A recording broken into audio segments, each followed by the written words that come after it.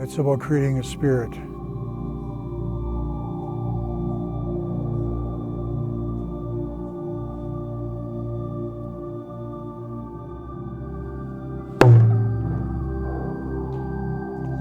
It's the spirit of the tree that has gone into the drum.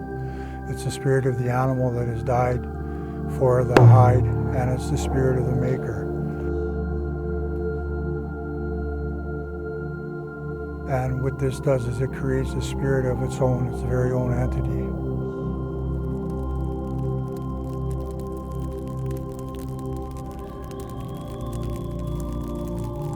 I never had an opportunity to learn about our culture and who we are as a people because of shame.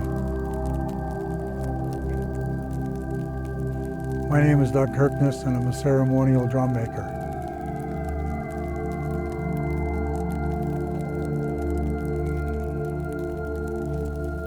We're at Alfred Lake, north or west of Carolina, and we're having a drum making workshop and a retreat.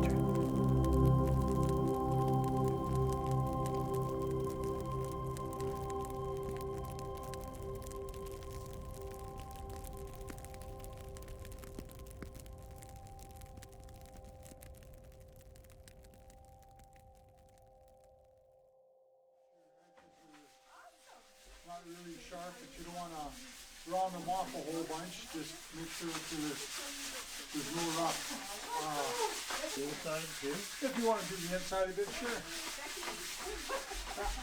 just want to make sure that your edges are not really sharp, but you don't want to round them. So it's on this side, so you kind of go like that, but then, okay, come.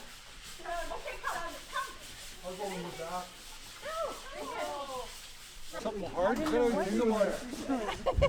Our exchange involves with this rock. Will you be my stone cave lady? Absolutely, I do. That's nice. Alrighty. All right, Stone Cave Lady. Yes. Did you want a picture like right on this side? Everybody And depending with on your where you rings sit, on. there's a couple of anthills You have to have as well. rings around their necks. Everybody with your rings on. Really?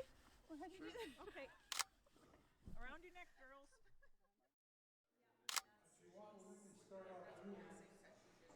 Everybody can take their hoop, grab a piece of sandpaper, and go out and the sand go out, and just to get everything rough corners and that.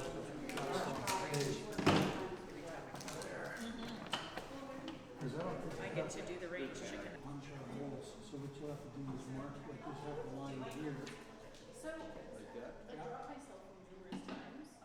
Like the process of making the drum is about creativity, and it's about spirit. To me, what it does is it allows me to go inside of myself and to be able to enjoy and to be able to love what I'm doing. Those scissors would probably do that just a bit better. Well, what we need though is, the scissors would probably do that better. With the knife, you just need to take and cut a small hole in the end. On the one end here, so this one here we could take and taper off even a little bit more, because what we want to do is, actually that hole's a little bit small, is that we want to go through, and what do we do on the left side? Down. Okay, so we go down, left, and now we go up through the right. Just knowing that what I'm going to be creating is going to be absolutely beautiful. Whether or not it's beautiful to everybody else, it doesn't matter. You know, what it is it's beautiful to me. And that's, you know, I don't know. I know where I've been. I don't necessarily know where I'm going, but, you know, if I'm on this journey where I am with people that love me and with people that respect me and people that respect each other's, and about being able to take down all the fake walls and the barriers and to actually show people who we truly are, it is so freeing, you know, to be actually who you are and to not be afraid of letting somebody know who you are, because you're not going to be ridiculed or beaten up. You know, that's what this journey is all about.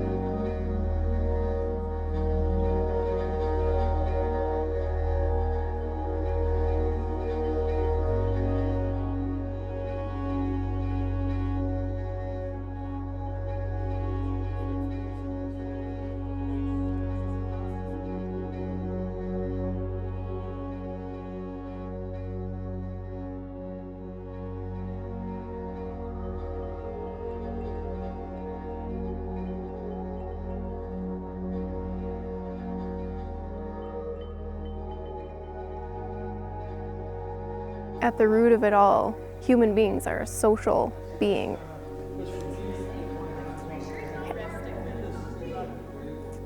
My name's Holly McGugan, and I'm a participant at the drum making workshop. You know, through caveman days and everything, what brought people together was, you know, eating together and music and, you know, sitting around the fire, telling stories, telling tales.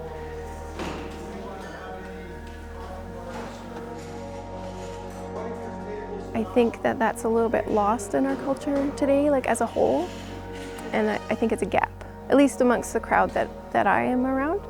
People are seeking that out more and starting to really recognize the importance of connection, you know, like feeling connected to earth, connected to other people, connected to like source, creator, whatever you want to call it, right?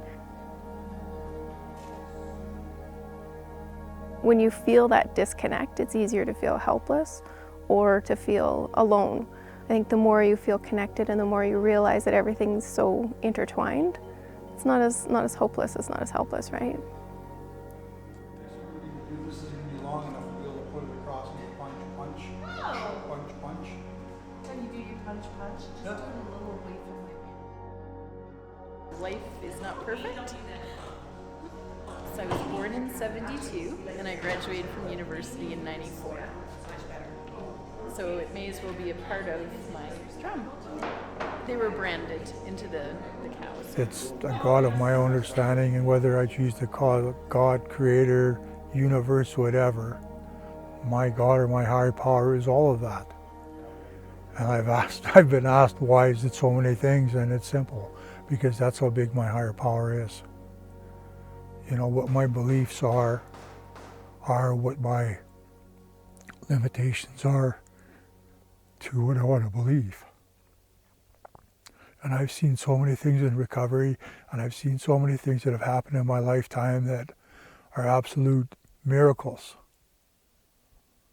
that I am so blessed to be in a place today where I can see what's going on, and I don't miss all the stuff because I get to see a lot of the beauty that I never seen for so many years.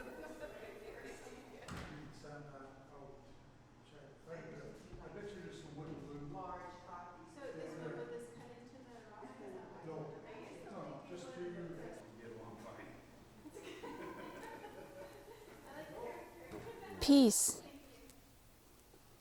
peacefulness. And just, I'm trying to find that peace within myself. So I'm hoping my new friend, the spirit in my drum, will help me find that, and I'll be able to carry the group that is here today and on this weekend with me home through my drum. Well, one is a little bit rougher than the other. Like you can see like this, you feel that? Well, that's the inside. And this is the air side, and actually you can actually see the fall. My name is Diana Polowick, and I am the organizer of the drum making workshop. So I see this as a bridge. I want to understand. I don't want to sit on the sidelines and just be told what to think. I want to experience it, and my friends are the same way.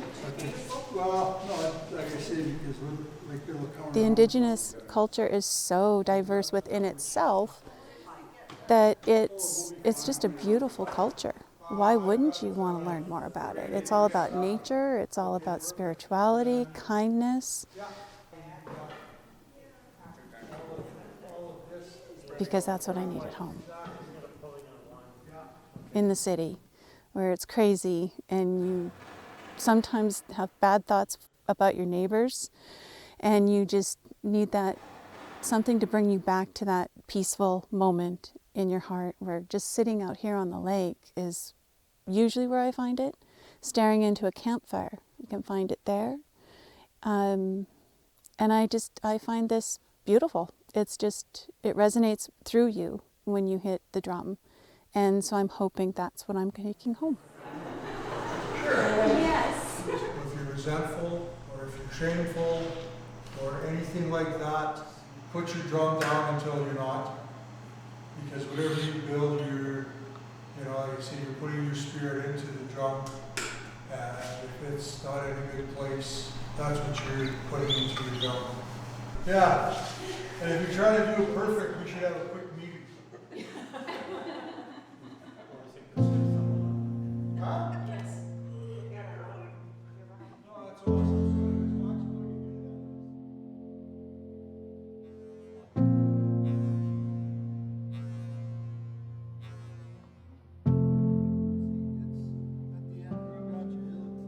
Like I say, you want this to be so wonderful at the end. You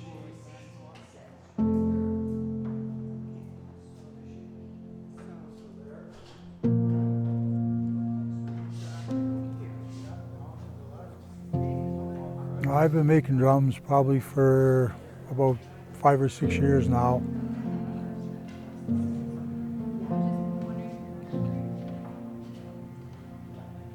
And I had a friend who was Cree. I'm a Métis, and when I met Charles, he taught me a lot of things that I never had an opportunity to learn about spirit, about creator, about the circle of life, and about how important it is that we partake and we try and contribute as much as we can. try not to do that because you'll be stronger without it. Drum making, to me, what it did was it allowed me to be somewhere else that I'd never been before. You know, like I say, with creating a drum, you're actually creating a spirit. And a spirit you cannot own. You can't own a drum, you can possess a drum, you can care for a drum, but it's never yours. And what I found was that there was a really, really deep connection in my spirit and in my soul when I finished my first drum that I'd never ever felt before. I used a lot of drugs and a lot of alcohol for the first 28 years of my life. And that's a disease that we've had in our family for, as far as I can figure, 10 generations. And what happened is I entered recovery and changed how I believe and how I thought about myself. Because I was fed a lie for 28 years. And what happened is I had an opportunity to find out who I really am, who I truly am. And the biggest part of the program is to do with a spiritual basis.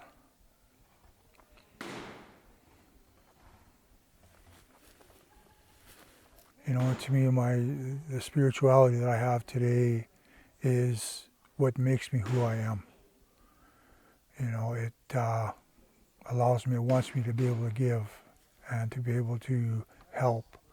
And, you know, and to me, that's the greatest gift that I have. You know, I love coming to the outdoor women's education because it's empowering, and I get to see, you know, you make a difference in somebody's life. And when we leave this weekend, you know what, there's going to be a lot of friendships made here that are going to be lifelong friendships. And it's all about not being afraid to believe in something.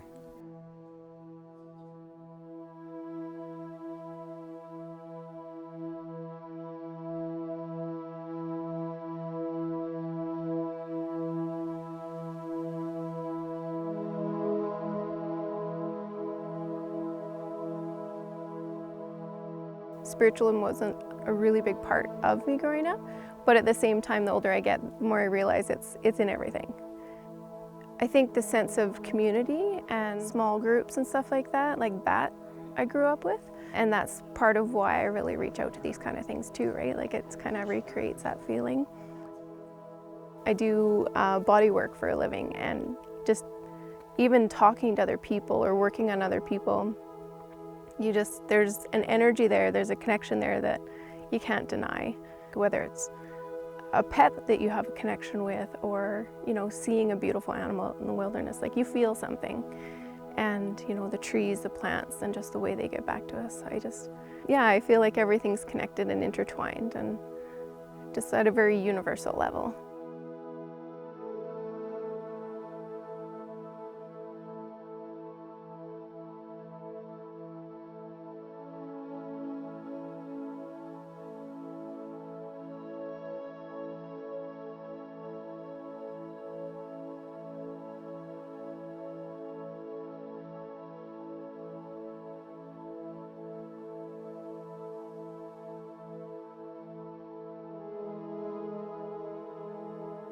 Sometimes the biggest thing you need is to just set it down, unplug, and go recharge, so you can come back with fresh eyes and fresh energy and a fresh heart. And 1, 2, 3, 4. the big thing about this weekend, the best word I can place on it is like a really good heart space.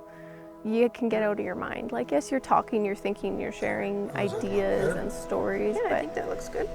Okay. It's just an easy, peaceful, kind of warm space that's really, really welcoming. And it's just, it's like a reboot or just like a pause on the crazy for a little bit, right? Perfect. There. How does that look? Better? Yeah, I think that looks good. Okay. Okay, so should I tie it?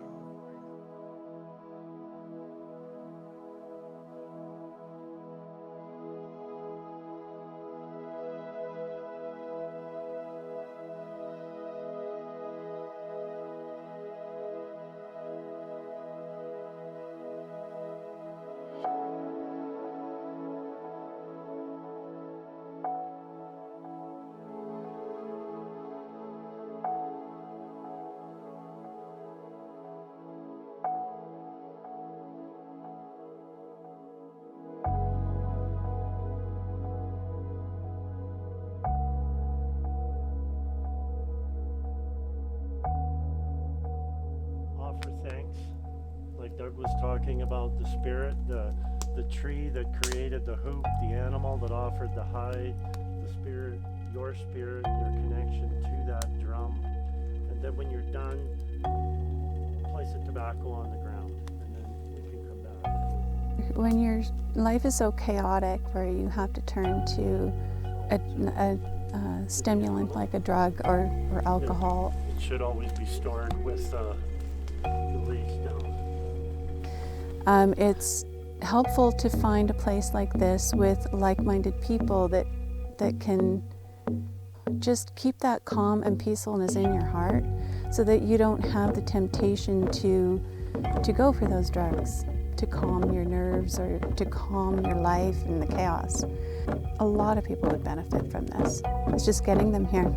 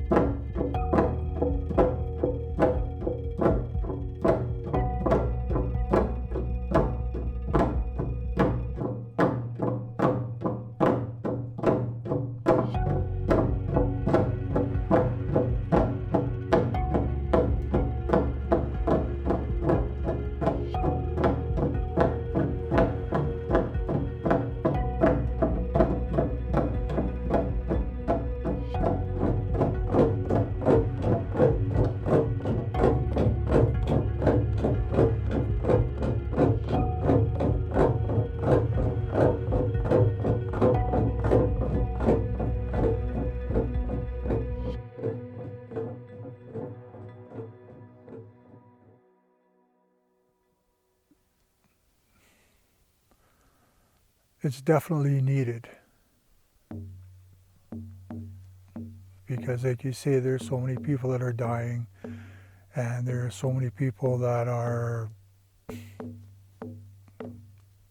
just being dead, period, like they're dying. Nobody wants to try and fix the problem.